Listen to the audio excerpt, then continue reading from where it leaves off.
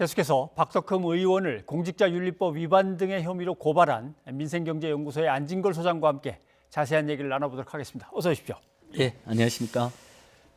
국회의원들은 사실 법을 만드는 사람들이어서 이리저리 유리한 법만 만들어서 국회의원은 이해 충돌이 반드시 법으로 지키라는 의무사항이 아니고 윤리강령 비슷하게 돼 있습니다. 예. 그런데도 고발했다는 얘기는 이게 그냥 이해 충돌이 아니고 뇌물성 일감을 몰아주기 뭐 이런 거라고 보신 거겠네요. 예, 방금 전 뉴스도 보시면 알겠지만 이분이 국토교통위만 6년 정도를 활동을 했는데요. 예. 심지어 막강함을 가진 간사까지 했습니다. 네. 근데 그 피감기관들의 공사를 지금 오늘 한겨레신문 특종 보도를 보니까 네. 1,000억이 넘게 수주를 했습니다. 근데 저희가 그 국회에서 발표된 자료를 분석해 보니까요. 예. 국토교통위원인 시절에 예. 서울시 피감기관인 서울시 것만 한 430억이 넘고 국토부 산하 다 합치면 1,000억이 넘는데요. 예.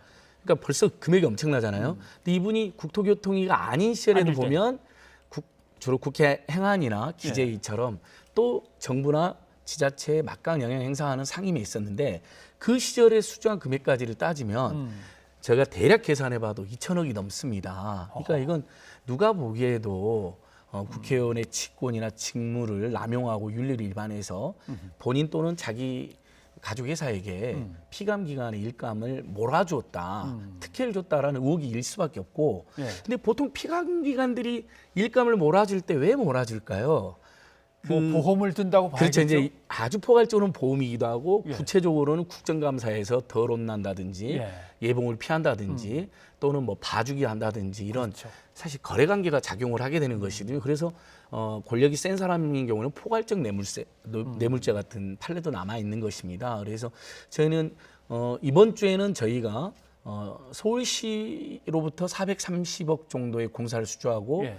그다음에 STS라는 어떤 신기술을 썼다고 30억이 넘는 기술료를 이제 받아냈던데 그 부분을 먼저 고발을 했는데요. 오늘 국토부로부터 1,000억이 넘는 공사를 수주했고 예. 제가 아까 말씀드린 것처럼 다 총공사 금액을 하면 2,000억이 넘어가는 거기 때문에 이건 예.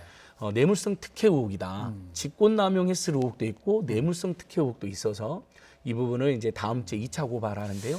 그 전에 이 정도의 국회 역사상 제가 보기에는 최악의 이해 충돌 사건이거든요. 예. 그럼 이건 의원직을 수행하기가 어려울 정도로 심각한 사태라고 보고 있습니다. 근데 박덕흠 의원 얘기는 국회의원 당선된 이후로 나는 아예 회사 경영에 손을 딱 뗐기 때문에 사실 잘 모른다.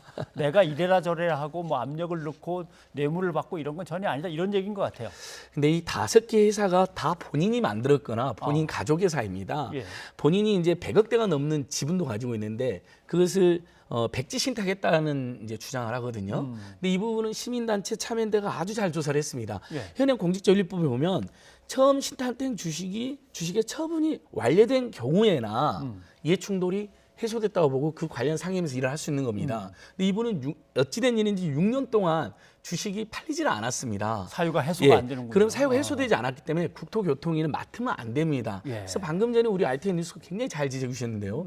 결국 이분을 국토교통위원으로 배정하고 간사까지 맡긴 건 지금의 국민의힘당 그전에 이제 미래통합당이잖아요. 그러니까 그 정당의 책임까지 제기될 수밖에 없는 겁니다. 왜냐하면 예. 백지 신탁도 아직 팔리지도 않은 주식을 100억대가 넘게 가지고 있고 가족들이 5개의 건설회사를 가지고 있는 사람을 심지어 국토위 간사까지 시켜버린 거거든요. 제가 참여연대에 있을 때도 그렇고 민생경제연구소에서도 제가 국회의원들을 찬찬히 이렇게 감시하는 견제하는 역할을 해보는데 이렇게 막대한 이해충돌을 일으킨 사례, 노골적 이해충돌을 일으킨 사례는 요즘에는 이렇게까지는 하기가 쉽지 않거든요. 그래서 굉장히 국민들의 공분이 지금 엄청나게 터져나오고 있습니다. 자, 얼마 전에는 이 국토교통위 위원들이 이제 다주택자들이어서 예. 이해 충돌이 생기는 거 아니냐, 공익과 사익이 막 구분이 안 되고 섞이면 어떡하느냐 이런 이제 의혹들을 제기했었고, 맞습니다. 사실 박덕흠 의원 그러고 보니까 기억나는데 집값 73억 올랐다고 나도 손해봤다, 세금 많이 내니라고 그래서 손해봤다, 화가 난다는 이야기를 화가 해서 난다 이렇게 얘기했던 굉장히 그분인데. 많은 무주택 서민들을 가슴 아프게 했는데 또 이분들이 사실은 부동산 투기나 종부세 폐지나 완화에 앞장서면서 예. 사실 서민들을 위한 또 임대차 3법은 그렇게 또 공격을 하고 아니 무주택 서민이나 청년들이 도움이 된다고 이렇게 절규를 하면 그래 마음에는 안 들지만 이제 우리 사회가 함께 사는 사회가 되니까 국회의원으로서 임대인과 임차인이 서로 상생하는 좋은 법이니까 우리가 그 법의 안착을 도와주겠다 해야 되는데 이 당의 윤희숙 의원님이나 박덕흠 의원님이나 이분들은 그 법을 맹공하면서 마치 큰 문제가 있는 것처럼 흔들었거든요. 근데 알고 봤더니 이분들은 다 다주택자이거나 시세 차익으로 13억, 뭐 조영 원내대표도 13억. 그래서 국민에서 해시태그 캠페인까지 주호영 13억, 박덕흠 13억까지 벌어졌는데 그 부분은 이해충돌 소지가 있었다도 명백한 불법인지는 불분명했습니다. 예. 물론 이제 재건축 특혜를 주는 법을 자기들의 그 주택 가격을 올리려고 고의적으로 했다면 예. 그 부분도 공직자윤리법이라든지 또는 부패방지법상에 공직자가 직무상 취득한 어떤 비밀이나 예. 기밀 또는 이런 걸 그걸 악용한 이용해서, 사례로 예. 단죄받을 여지는 있지만 조금 아무튼 그 부분은 논란이 있고 불투명했는데 이번 건은 가족 본인 또는 가족 회사에 수천억의 일감이 간 거거든요.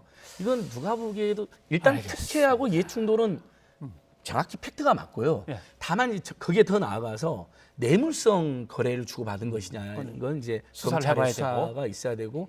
근데 저는 이번에 검찰이 수사하지 않고 이렇게 저희가 이제 고발장을 갖고 예. 사실은 경찰을 갔었는데요. 예. 그 이유가 검찰이 최근에 특정 사건에 대해서는 굉장히 직권남용한다는 의혹을 받고 어떤 사건은 아예 수사를 제대로 안 하니까 선택적으로 한다는, 선택적 비난. 수사를 한다는 말이 이제 국회에서도 울려 퍼졌는데 알겠습니다. 그래서 저희는 그럼 경찰이 한번 해봐라. 그래서 경찰이 이렇게 고발장을 제출하고 왔습니다. 알겠습니다. 다음 주제로 넘어가 봐야 될 것 같습니다. 예.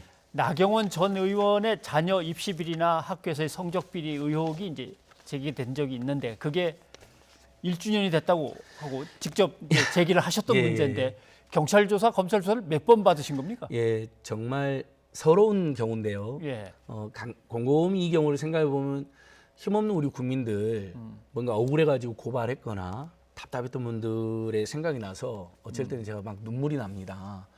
사실 작년 9월 16일 날 나경원 당시 자유한국당 원내대표의 아드님 비리, 따님 비리, 예. 스페셜 올림픽 코리아 관련된 비리, 예. 집안의 사학 비리, 각종 비리 의혹을 묶어서 무려 검찰에 10번을 제가 고발했습니다. 예. 어떤 분들은 처음에 고발한 게 수사가 안 되니까 계속 그 또 오기로 한 고발하고. 거냐라 그러는데 예. 그게 아니고 실제 매번 성신여대의 감사 보고서가 발표되고 그 다음에 대한장애인체육회 감사 보고서가 발표되고 또 문화관광부의 감사 보고서 발표됐고 그다음에 법원 판결문을 보니까 거기에 대부분 나경원 전 의원과 관련된 사건들이 비리나 부조리가 맞다고 적시가 되어 있습니다. 예. 그럼 저희는 그걸 근거로 해서 새롭게 고발했는데 검찰은 저를 4번을 부르고 예. 아예 수사를 안 해버리더라고요. 그리고 1년이 지난 겁니다.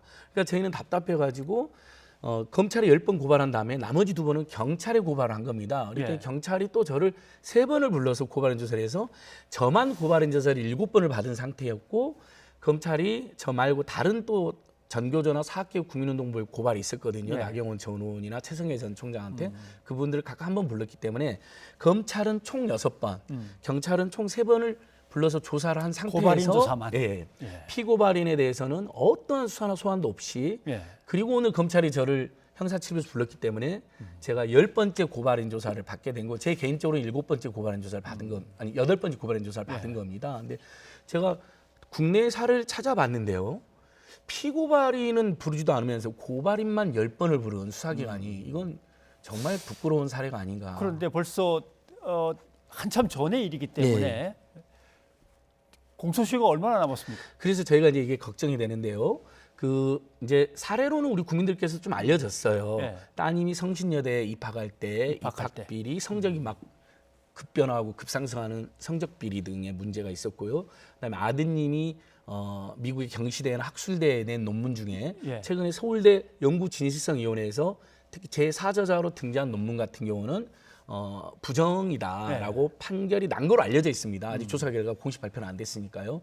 그 부분이라 된다면 스페셜 올림픽은 2013년도에 있었는데 그때 예. 쓰고 남은 돈 수십억을 무단으로 스페셜 올림픽 코리아 사학으로 사는데 써버렸다는 비리 등이 있으니까 다 보면 이 시점들이 2012년, 13년, 14년, 15년도에 벌어진 일들이 많습니다. 주로 박근혜 정부 때 최고 실세 의원이었던 나경원 전 대표와 관련된 이제 비리다 보니까요. 예. 근데 그래서 업무방해나 뇌물죄로 대부분 제가 고소를 했거든요. 그게 공소시효가 7년에서 10년 정도입니다. 그러니까 지금 아슬아슬합니다. 그다음에 총선 전에 나경원 전 대표께서 자신의 비리가 모두 사실무근이라고 여러 차례 언론이나 선거에서 말씀하셨는데 예. 사실은 지금 현재 밝혀진 정부기관이라든지 상급 체육기관의 감사 보고서에는 다 비리가 맞다고 써져 있거든요. 예. 그러니까 그 허위사실 유포 부분도 고발이 되어 있는데 그분도 공소시효가 6개월이거든요. 그래서 지금 검찰이 1년을 까먹어버린 건데요. 오늘 불러서 수사하는 그 모양새를 보니 그래도 의지를 가지고 이제 공소시효 문제도 있으니까 서둘러서 하겠다는 듯이 보였습니다. 그래서 저 역시 이 사건은 범국민적인 관심과 비판을 받고 있는 사건이고 국회에서도 큰 이슈가 된 사건이었다. 알겠습니다. 그래서 신속하게 수사를 해서 기소할 일이 있으면 반드시 기소를 해야 된다. 다시는 권력형 비리나 사학 비리 또는 거기에 연루된 정치인들을 봐주는 역사가 끊어져야 되고 그분들에 의해서 자식들이 엄청난 특혜를 보는 일은 없어야 된다는 점을 알겠습니다. 충분히 강조하고 왔습니다. 자, 오늘 안 소장 모시고 박덕흠 의원과 나경원 전 의원을 고발한 시민단체의 입장을 들어봤습니다. 박연과 나 전 의원 측에도 물론 반론의 기회를 충분히 드리고자 합니다. 혹시 반론이 준비되시면 저희한테 연락 주시면 저희가 또 이 자리에 모실 수 있었으면 우리 YTN에서 좋겠습니다. 공개 토론으로 짧게라도 그 두 분과 저희랑 알겠습니다. 공개 토론도 제안을 여러 번 드렸는데 한번 주선해 주시면 정말 나름, 좋을 것 같습니다. 시청자들한테 도움이 되는 기회가 되겠죠. 오늘 고맙습니다. 예, 감사합니다.